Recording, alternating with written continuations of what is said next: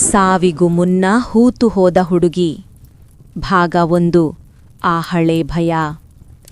ನೋಡಿ, ಆ ಹಳ್ಳಿಲಿ ಈ ಭಯ ಯಾವಾಗ ಶುರುವಾಯ್ತು ಅಂತ ಯಾರಿಗೂ ನೆನ್ಪಿಲ್ಲ. ಇಂಥ ವಿಷಯಗಳೆಲ್ಲ ಒಂದೇ ಸಲಕ್ಕೆ ಆಗಲ್ಲ. ಹಳೆ ಗೋಡೆಗಳಲ್ಲಿ ತೇವಾಂಶ ನಿಧಾನಕ್ಕೆ ಇಳಿಯುತ್ತಲ್ಲ, ಹಾಗೆ ಇದು ಹರಡುತ್ತೆ. ಮೊದಲು ಬರೀ ಪಿಸುಮಾತು, ಆಮೇಲೆ ಅದೇ ರೂಲ್ಸ್ ಆಗುತ್ತೆ, ಆಮೇಲೆ ಅದನ್ನೇ ಸಂಪ್ರದಾಯ ಅಂತ ಕರೀತಾರೆ.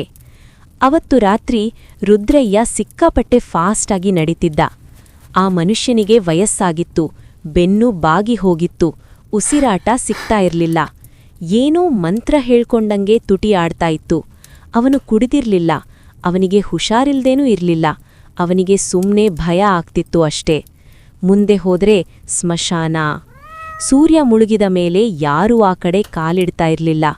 ಆದ್ರೆ ಮನುಷ್ಯನಿಗೆ ಸಾವು ಹತ್ರ ಬಂದಾಗ ಯಾವುದಕ್ಕೆ ಹೆದರ್ತಾನೋ ಅದರ ಹತ್ರನೇ ಹೋಗ್ತಾನಲ್ಲ, ರುದ್ರಯ್ಯನಿಗೂ ಹಾಗೆ ಆಯಿತು. ನೆಲದ ಮೇಲೆ ಒಣಗಿದ ಎಲೆಗಳು ಮಟಮಟ ಅಂತ ಸೌಂಡ್ ಮಾಡ್ತಿದ್ದವು. ಮಿಡತೆಗಳ ಸೌಂಡ್ ಕೂಡ ಒಮ್ಮೆಲೆ ನಿಂತ್ಹೋಯ್ತು. ರುದ್ರಯ್ಯ ಅಲ್ಲಿಗೆ ಫ್ರೀಸ್ ಆಗ್ಬಿಟ್ಟ.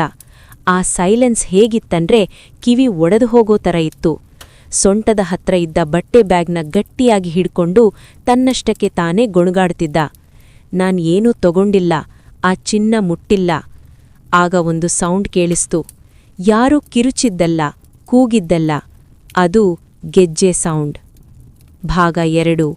ಅವಳ ವಾಪಾಸಾತಿ. ಆ ಕಿನ್ನನ್ನೋ ಸೌಂಡ್ ಎಷ್ಟು ಹತ್ರ ಇತ್ತಂದ್ರೆ ಅವನ ಸ್ಕಿನ್ ಮೇಲೆ ಯಾರೋ ಇತ್ತು.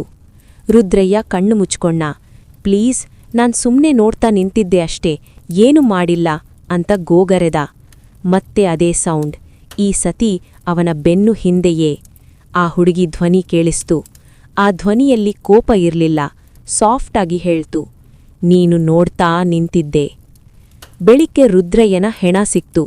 ಕಣ್ಣುಗಳು ದೊಡ್ಡದಾಗಿದ್ವು, ಬಾಯಿ ತೆರ್ಕೊಂಡಿತ್ತು. ಎದೆಯ ಮೇಲೆ ಬೂದಿಯಿಂದ ಯಾರೋ ಕೈ ಇಟ್ಟಂಗೆ ಗುರುತಿತ್ತು. ಹಳ್ಳಿಯವರು ಪಿಸುಗುಟ್ಟಿದ್ರು. ಅವಳು ಮತ್ತೆ ಬಂದಿದ್ದಾಳೆ. ಭಾಗ 3. ಆ ದ್ರೋಹದ ಕಥೆ.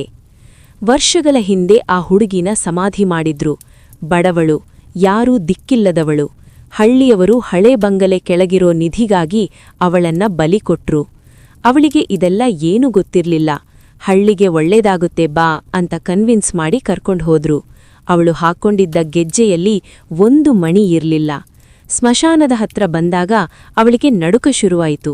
ನನಗೆ ಏನೋ ಆಗ್ತಿದೆ ಅಂದ್ಲು. ಆದ್ರೆ ಯಾರೂ ಕೇಳಿಸ್ಕೊಳ್ಳೋಕೆ ರೆಡಿ ಇರ್ಲಿಲ್ಲ. ಗುಂಡಿ ತೋಡಿದ್ರು. ಅವಳ ಕೈಕಾಲು ಕಟ್ಟಿ ಹಾಕಿ ಒಳಗೆ ತಳ್ಳಿದ್ರು. ಮಣ್ಣು ಅವಳ ಮೇಲೆ ಬೀಳ್ತಿತ್ತು. ಒಂದೇ ಒಂದು ಸಲ ಜೋರಾಗಿ ಕಿರುಚಿದ್ಲು. ಆದ್ರೆ ಅವಳ ಬಾಯಿ ಮುಚ್ಚಿ ಹಾಕಿದ್ರು.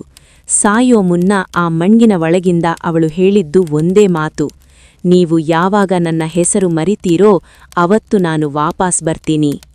ಈಗ ಹಳ್ಳಿಯಲ್ಲಿ ಸಾವಿನ ಸರಣಿ ಶುರುವಾಗಿದೆ. ಯಾರೆಲ್ಲ ಅವತ್ತು ಅಲ್ಲಿದ್ರೋ, ಯಾರೆಲ್ಲ ನೋಡಿ ಸುಮ್ನಿದ್ರೋ ಅವರೆಲ್ಲ ಸಾಯ್ತಿದ್ದಾರೆ. ಸಾಯೋಕೆ ಮುನ್ನ ಅವಳಿಗೆ ಒಂದೇ ಪ್ರಶ್ನೆ ಕೇಳೋದು, ಯಾಕೆ ಅಮ್ಮ ಸುಮ್ನಿದ್ರಿ, ಯಾಕೆ ನನ್ನ ಕಾಪಾಡ್ಲಿಲ್ಲ? ಹಳ್ಳಿಯವರಿಗೆ ಗೊತ್ತಾಯ್ತು, ಅವಳ ಹೆಸರು ಮರ್ತಿದ್ದಕ್ಕೆ ಅವಳು ಬಂದಿದ್ದಾಳೆ ಅಂತ. ಆ ಹೆಸರು ನೆನಪು ಮಾಡಿಕೊಂಡ ಮೇಲೆ ಕಾಟ ನಿಂತಿತ್ತು ನಿಜ, ಆದ್ರೆ ಶಾಂತಿ ಸಿಗ್ಲಿಲ್ಲ. ಈಗಲೂ ಪ್ರತಿ ವರ್ಷ ಅವಳು ಸತ್ತ ದಿನದಂದು ಆ ಗೆಜ್ಜೆ ಸೌಂಡ್ ಕೇಳಿಸುತ್ತೆ. ಯಾಕೆಂದ್ರೆ ಕೆಲವು ಕಥೆಗಳು ಸಮಾಧಾನದಲ್ಲಿ ಮುಗಿಯಲ್ಲ, ಅವು ನೆನಪಲ್ಲಿ ಉಳಿಯುತ್ತವೆ. ಒಂದು ವಿಷಯ ನೆನಪಿಡಿ, ಹಳ್ಳಿಯವರು ಅವಳನ್ನ ನೆನಪಿಟ್ಕೊಳ್ಳೋವರೆಗೂ ಮಾತ್ರ ಅವಳು ಸುಮ್ನಿರ್ತಾಳೆ. ಒಂದು ವೇಳೆ ಮರೆತ್ರೆ ಗೆಜ್ಜೆ ಸೌಂಡ್ ಮತ್ತೆ ಕೇಳಿಸುತ್ತೆ.